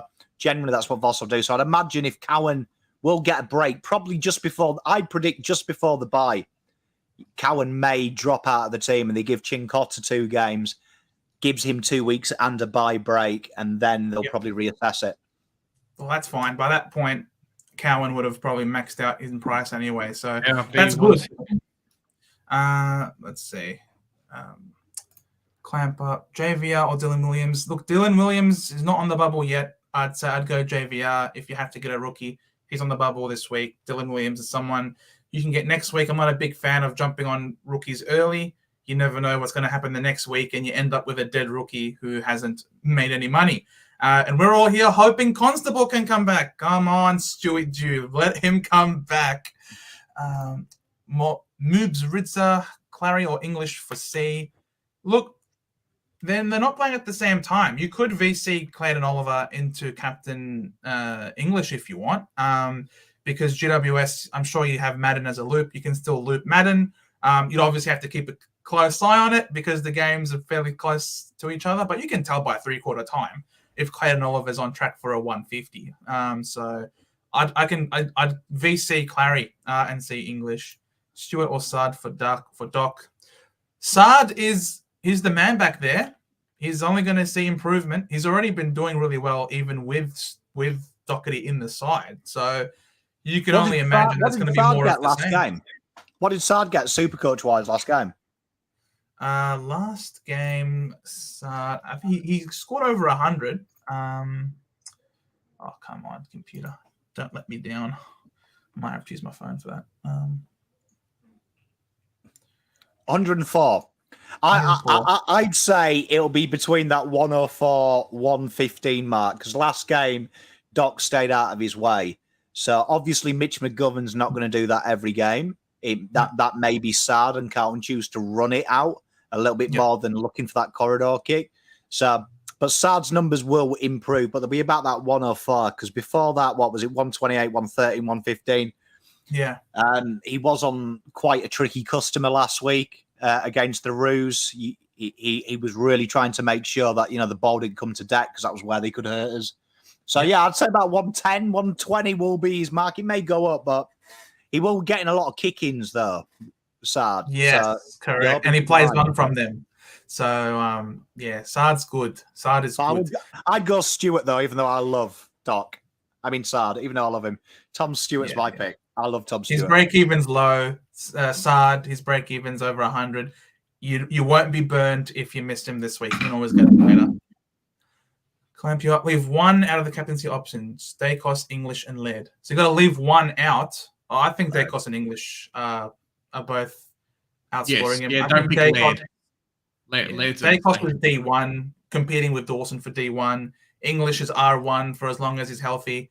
And Laird is Lard. I hate him. I wish I never picked him. It's funny. Setterfield to Dawson. I only have one primo in defense, and that's Dacos. Only one primo in defense. Gee, Delwyn, you must have a very interesting team. Where's all your money going? In the midfield? If that's the case, then maybe he's got a bunch of mid prices like Liam Jones and Soccer and all these players. Look, I reckon Setters is good for another 100. I love Setter Goat. He's my boy. He should have turned up. Would have turned up if it wasn't for criminal data and the criminal umpires not paying him free kicks. So, but if it's the only way to get Dawson in, I mean, Dawson could be fighting for D1. So, look, the whole reason why you had Setter Goat in the first place was to get you to be a good cash cow to get you to an Uber Primo. If you're able to get Dawson from Setterfield, then he's done his job. 10 out of 10. Well done, Setter Goat. Thank you for your services. That was the whole point. Hey guys, I have a question in the chat too. If someone can post in there. Let me know if you guys are getting ads through the live stream or not. I'm not sure how it kind of works. We got like a third party program doing our live stream for us. So just let us know in the comments, like what happens there. If like the stream stops randomly and then like an ad gets played or whatever, who knows. Because this is not directly on YouTube. Yeah. It's being broadcasted onto YouTube from an external source. So we don't, and I have YouTube Premium, so I couldn't test it myself. Yeah, I had YouTube Premium when I was watching you as well, so I couldn't tell you. You got my ad revenue anyway. Oh, there you go. There you go. See, Big Tommy here, he's got YouTube Premium. There you go. Yeah. Big Tommy gets it. Everyone in chat, like this stream, subscribe to it, and then go and get your credit card and get YouTube Premium, and then all the YouTubers you watch get the full ad revenue. And if you can't get it, distract your mum, get your dad's credit card, use that to sign up, and do it on a family program. And then you can tell them that they've also got YouTube Premium, so they don't have to watch ads. Pommy, you're doing the Lord's work, man. There's a reason why I love you. I love you. I love you to bits, bro. Honestly, if you guys haven't subbed to Pommy and Oz, do yourselves a favor, guys. Honestly, you get to see more of this guy. We can't get enough of him. I'm gonna try and put the link for your channel, Pommy, right now in there. We're pretty good. We do teach your kids some good things as well occasionally. Absolutely. Very great footy takes. It's not just Carlton. I know he's a diehard Carlton fan, and you can see in the background, but he has amazing takes in relation to all facets of football. He's got an eye for upcoming young talent as well. So you've got to honestly do yourself a favor. If you love football and you love banter and you love hearing a different sort of accent, you got to go over to Pommy and Oz, mate. A different accent. Oh man, hey, that's not the selling point, Joe. It's listen to Pommy because he's not from Australia. Come on, man. What are you doing? It's a massive selling point. It's a massive. Oh, Joe. His name is Pommy and Oz. He is advertising himself as not an Oz. He's a Pommy in Oz. That's the point, mate. So someone did actually ask on a live stream the other week. It was one of my favorite things. Am I really a Pom? And they were like, because you know so much about football, is it just like some kind of gift, just like some kind of stick, so you can have a niche? And I'm like, Jesus, I've done pretty well for 5 years to keep this accent and never break it. Should be an Oscar actor. Never change. Tommy, Tommy, you don't need to do that, mate. You don't have to do that, bro. Big love clap for you, Tommy. We still on the AdSense side, YouTube still pays us some money for. No, Big Tommy, it's good when you're a premium member because it's full G's, baby. It's almost like you've watched every ad, my friend. You're the MVP, Big Tommy, the MVP. Absolutely, you're an absolute gun, mate. Just load up all your web pages. Just have like 5 center bounce pages. All the tabs open. We're set. 100 tab. You can be like those old grandmas, the ones that don't know how to turn off tabs, so they just have icons up the top. Yeah, they're the ones. I don't condone this sort of behavior. I'm not a greedy one. Don't put this on me. This is all him. It's all him, mate. I got nothing to do with this. I don't feel comfortable doing that, mate. So yeah, you do you. No, I only know it because I've done YouTube for a while, but it is great to be able to watch your mates' streams and know that you're helping them out by being paying, but I don't get inconvenienced by watching a crap Nissan ad. Well, there you go. Would you depart Baker or McKenzie? Have to fill both. See, I'd rather have keep both, man. Yeah. I mean, both still have negative break evens. Like, why are you getting rid of good players for? Yeah, no, keep them. I like it. They're both named. They both got a lot of money still to make. Baker's still got a negative 15 break even. I have no fear. Have no fear keeping them. Moobs Rizza, what do we do with Davey? He's out this week, but I'm sure he'll be back next week. He is best 22. We do need him. He provides a lot for us around the ground. It's not just goals for him. It's a lot of pressure, chasing, things that we've been missing for a long time at Essendon, especially after Tip and Woody retired last year. He's come back, but again, he's not match fit. He's not ready. He's got a long way to come back from. He'll be playing a lot more VFL. I think Davey will be back in the side next week. He copped quite a few big bumps for a light, small young man. It was a lot. I was feeling the pain for him. You could see visibly in his face that he was in a lot of discomfort last week, but he should be back next week. You can keep him, but if you really rate Van Ruin's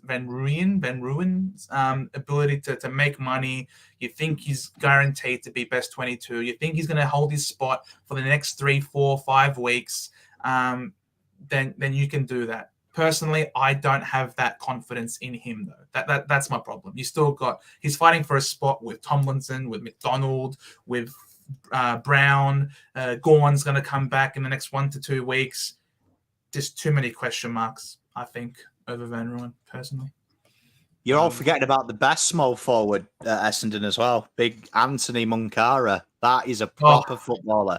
Wait till you see that going kid. to say Jaden Davey. No, wait till you see that kid in the AFL stage. That kid is X Factor. He is a proper footballer. I can't wait, Tommy. I can't wait, Tommy. I can't. Boost Setterfield to Dacos. Good. Keep it going. Everyone has Nick Dacos on the side, don't they? Oh, apparently, Tommy doesn't have Nick Dacos. Come on, Tommy. Big Tommy, you're doing the right thing. You've got premium, and you're forgetting the biggest premium footballer of them all. Correct. 100%. Would you keep Tom Mitchell? I think. Nah, shoot him. Nah. I think you have Put to. him down, son. Put him down. Cornelio, I think, is a bit of a worry, but I think Tom Mitchell you've got to keep in your team at the moment. So, yeah, definitely keep him.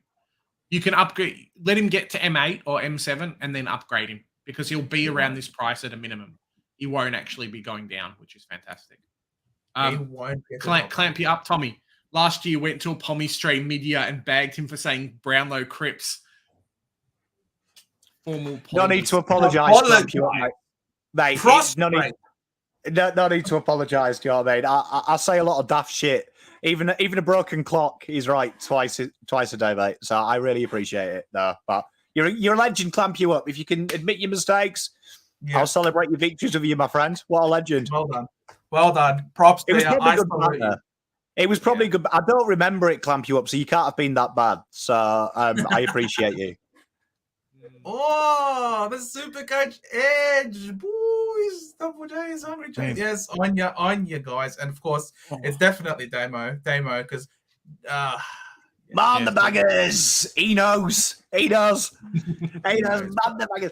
Tell you what, guys. Anyway, I need to go and have a quick shower because I am live in 23 minutes. So easy. Thank you very much for having me. You are legends. Everyone in chat, like and subscribe. There is, I can't see how many are watching, but I imagine a lot because chat's pumping. So like, subscribe in that order. You've only got 5 seconds. And imagine if you were to die tomorrow and you didn't like and subscribe. How would you feel? How would you feel? You'd be kicking yourself in the afterlife, wouldn't you? But guys, right after this, as you heard, Pommy is going to be live. He's going to be live in 20 minutes right after this. So guys, if you want to enjoy the game and not listen to rubbish commentary, go and watch his live. We're going to put his YouTube again in the comments. So please go like and subscribe to him as well. 100%, guys. Pommy, you're an absolute superstar. We love you so much, man. We'll do a whole show together soon, lads. Yeah, for sure. 100%. Love you guys. Mate. Have a good one. Come on, Blues. Hope you win tonight. Let's go. Oh, mate. Biggest stories this week. I tell you what. People just trying to find money. Oh, I'm looking at my 100%. Team. I'm like, what do I do? I look at all these other questions and everyone else. And it's just like finding money is the biggest problem this week. 100%. Oh man, Walsh's return is huge. Honestly, I could just when you thought Carlton were in good shape, undefeated to this point, and then all of a sudden you just realize, oh wow, they got Kennedy back, they got Walsh back. It's just like the depth, the ability, the list. There's a reason why. There's quite a few of us that have Carlton so high up in terms of our ladder predictions this year. Honestly, best of luck to you boys. Honestly, Damo, you guys have been through quite a bit to get to this point. It's been a long rebuild. The light is well and truly shining at the end of the tunnel for you boys. So best of luck for the rest of your season, man. Honestly, it's good. A powerful Carlton, a big Essendon. You know, these big clubs, when they're up and about, it's just great for the league. North Melbourne, on the way. I just don't like hearing Carlton fans being like, yeah, my team's actually doing well at this time. I'm just like, mate, when my team's doing poorly, everyone else's team's got to do poorly too. I don't know. Bit of North Melbourne fans, Joe. Oh. Look, Big Tommy, he's a D's fan, and he hopes Carlton makes the finals. It's better when they're in. I agree. I agree. It will be good. Yeah, very, very as much as I back for Essendon, and I'm meant to hate these guys, I'm a lover of footy more than a lover of just Essendon in particular. I have to love football so much to love Essendon as much as I do. So, mate, what's going on tonight? Big J. I don't know, Joe. We're just having a good day, right? We are having a very good day. We'll quickly get to Lucky Dev. Worth trading Setter and Hopper for Dacos, or just sit on hands for Coxes to fatten. I think Hopper's missing early. out on Dacos, man. You should have had him 3 weeks ago, unfortunately. Yeah. But Hopper's still early, I think. Yeah, Centerfield, I think's done. Joe doesn't believe me. Centerfield you can get rid of. Centerfield, he's got a high 85 break even. Yeah. Look, as much as it hurts me to say this, you have my blessing to remove Centerfield from your team to get Dacos. Other than that, I would hold on to Hopper. We got a special guest, Joe. What is this? Today's special guest day. I don't know. I'm just lucky. Hey, Demo, thanks for coming on. It's a bit of a shock seeing you twice in a week, but just opportunity and whatnot. And then, here we go. Yeah, you get sick of me. You've something called my wife. Impossible, Davo. No, honestly. Guys, again, if you haven't subbed to Supercoach Edge, they produce such great content, honestly, and very listenable as well. If you're unable to, if you're doing something else and you don't really want to, the sound quality is also really top notch. I love what they're doing with their channel. So, guys, you got to head over. We'll put your link in the comments, mate. Supercoach Edge. Thanks, boys. Thanks for having me on. It's good. Now I'm just settling in, and it's nice to have first to kick off the gather round, first game of the round. So looking forward to it, and looking forward as well to hopefully Lairdy has a big game. Hopefully not too big that they beat my mob, but I've got him as my VC, and he's kind of disappointed a little bit, as we know so far, especially as VC. So hopefully you can arrest that. And I'm hopeful, being an apologies in advance to those people who have just brought Dawson in or own him, but I'm hoping that he gets tagged. So, they kind of learned from the lessons of last week where they tagged Laird and let Dawson off the chain, and he absolutely tore them to shreds. So, I'm thinking maybe they might, especially if he plays in the mids, he's going to be much easier to tag compared to off halfback. So, I'm hopeful that one of Kerno or Hewitt play a close checking role on him and crull him just a smidge, just selfishly as a Carlton fan and as a non-owner. I've had him since I've had him since the start. So I'm happy with the scores that he's pumped out, but it's painful when that happens for the people that have just upgraded Doherty to him this week. And then, look, he's going to get a tag and he scores like an 80. So for a lot of people that way. I'm still tossing up between getting Zeeble and Oliver in this week, so we'll see what happens with that. It's a rough week in Supercoach, man. Really, you are wrestling between that? I'd be going for Oliver 100%. No, getting both. Getting both. Oh, getting both. Oh, well, yes, of course. Yeah. It's the Cornelio named as the follower that's doing my head in, because he's going to have a good game, but how good of a game is really the question. I can take if he goes to 450. I'm happy to do a upgrade and get him back in the team. So, I don't know. If it helps you get Oliver, it's hard to resist. Correct. That's what I've done. I'm sick of Cogs. He's had the role. He's had the ball in his hands. It's been multiple weeks, and he just hasn't been able to deliver. Unfortunately, a lot of ineffective disposals and clangers and things like that. So I think it's just representative of the sort of team that GWS are this year. Unfortunately, it is what it is. They aren't good. They aren't going to win too many games. They're going to be under the pump a lot. And so I think getting Clayton Oliver in this week, I'll be very happy with. Do you think I've also traded in Dawson this week because I'm a very sad Doherty owner? Do you think because of the potential for tags coming from Carlton that I could afford to wait a week on Dawson, or maybe get him later, or get someone like a Stewart instead?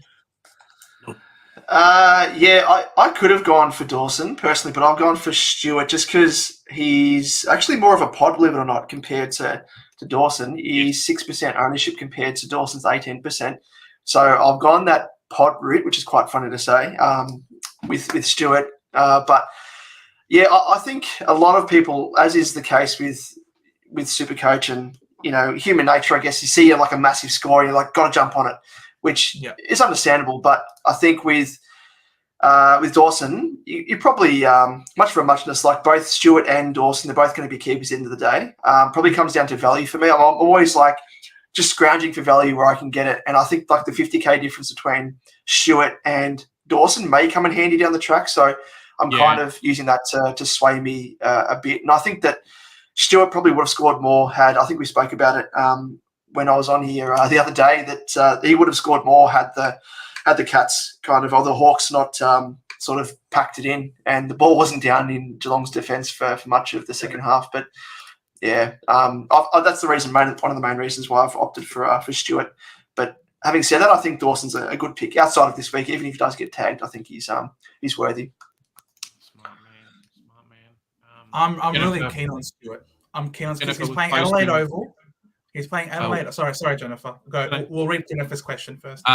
What a good C and BC options between Oliver, Dawson, Dacos, Bont, Grundy, and Marshall. So if that's kind of your starting point, let me just pull up the I'm messing around with trades. If that's kind of your starting point, I always try and have. So I assume you've got like Nick Madden, Jennifer, as your BC loophole. So I would go in there and maybe grab an Oliver first. I think he's going to have fun with Essendon. And then next up on the list, Dacos, Bont, Grundy, and Marshall. So this is the tricky bit. This is the tricky bit. I would almost be inclined with your choices to go a Dawson into Oliver this week. Because I think Oliver's good for a 120 plus in general. And then, if Dawson has a decent game, if he gets a 120, then, you've got two 120s, and that's almost as bad as my my scoring's been for the past like 8 weeks. So yeah, I think you're pretty happy with the 120 captain score at this point. Yeah, I love Clary. I think Clary's an excellent VC. If you've got Shrek, go Shrek. Oh, and you got Grundy and Marshall, so there you go. Got Grundy, Marshall. I think Bontempelli is an excellent shout for a captain option as well. He's up against Port Adelaide, who are the 16th ranked side, conceding points against midfielders. So, I think and English is going to absolutely devour Lysette in the ruck as well. So, because Lysette is like shit. He's no good.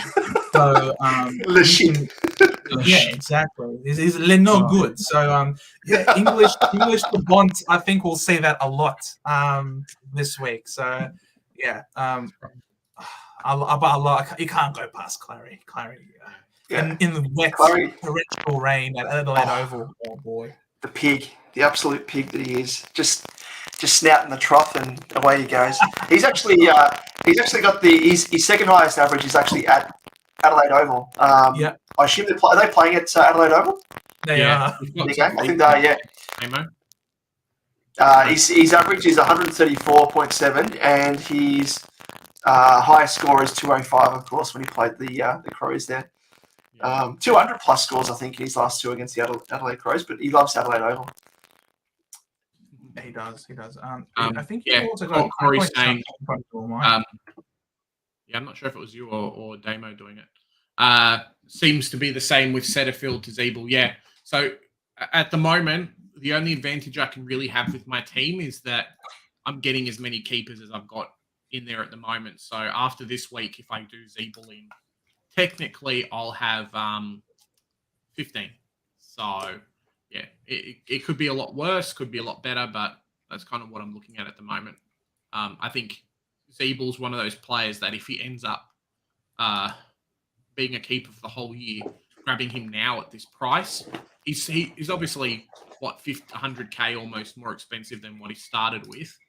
But in saying that, he's still very, very, very cheap. So, you don't want to not get him and then have to pay, 100k more if he ends up being around that 550 mark because he's a keeper for the whole year and scoring like 100 plus every week. So the DPP is fantastic there.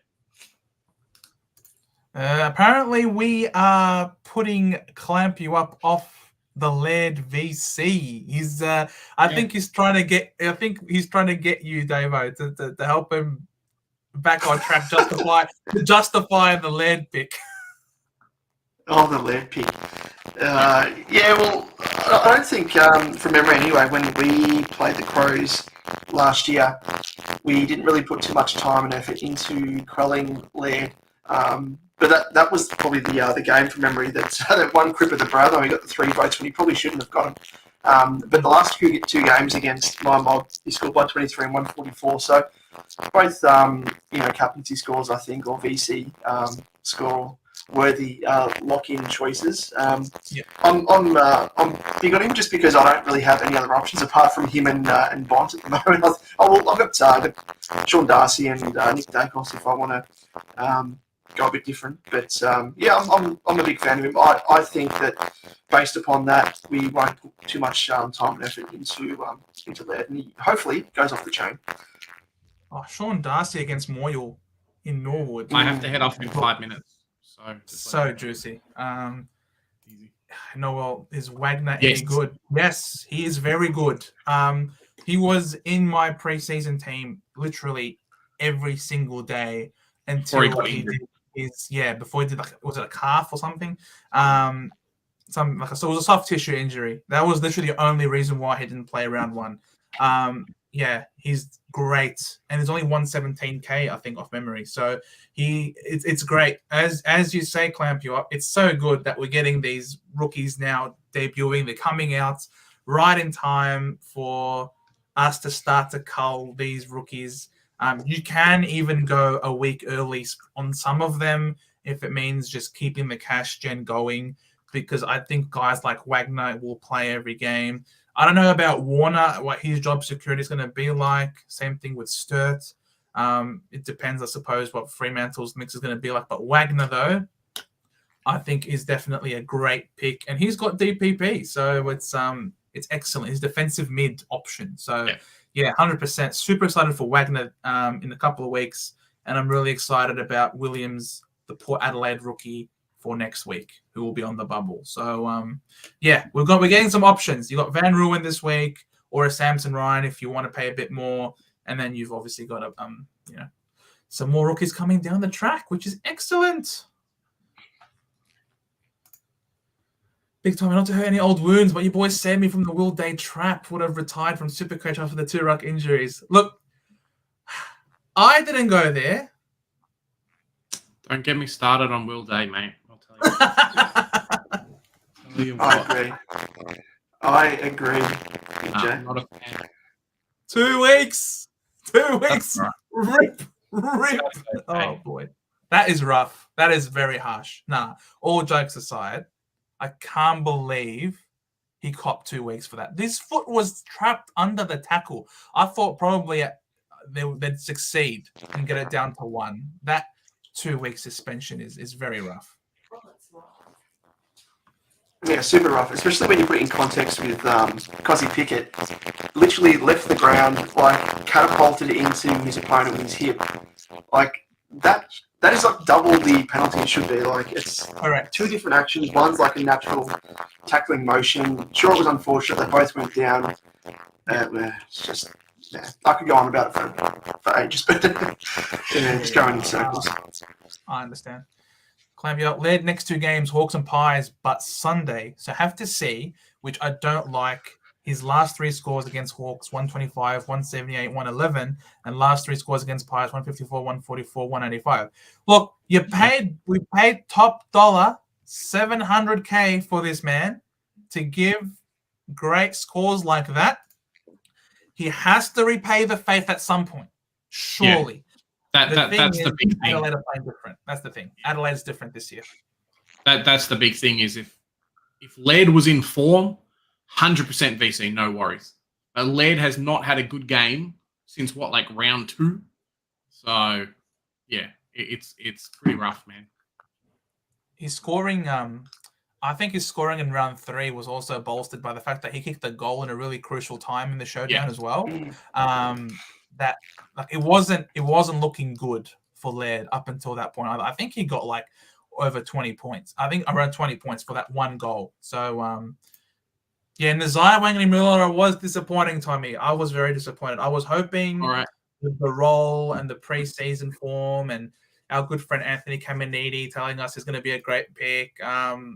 Yeah, unfortunately, that's the problem with the mid-price madness, as they say, because there's a lot of risk attached to it. You need to have these guys really score well in order for them to warrant the selection. Otherwise, it's just dead picks. So, look, you miss 100% of the shots you don't take, Tommy. That's how I live my life. All right, fellas, I need to head off. Yeah. Feel free to keep going, but yeah, Big J's out. I'm going to settle in. Yeah, exactly. I think we're done. Thank you so much for coming in, Damo. I really appreciate it, guys. If No you worries, haven't anytime, already, remember that's the channel. Yeah, at the Super Coach Edge. Him and Liam, they do a great job. They know their stuff. So please head on over. Yes, Lockie, there you go. He knows. He loves our work. Big up on Super Coach Edge. He loves the blog and the Discord. So guys, thank you so much for watching. Enjoy the round of footy. At 7:30, guys. And we'll see you on Monday. We'll see you Monday, 7:30. See you guys. See you boys. All the best. Take care. Thank you. Bye-bye.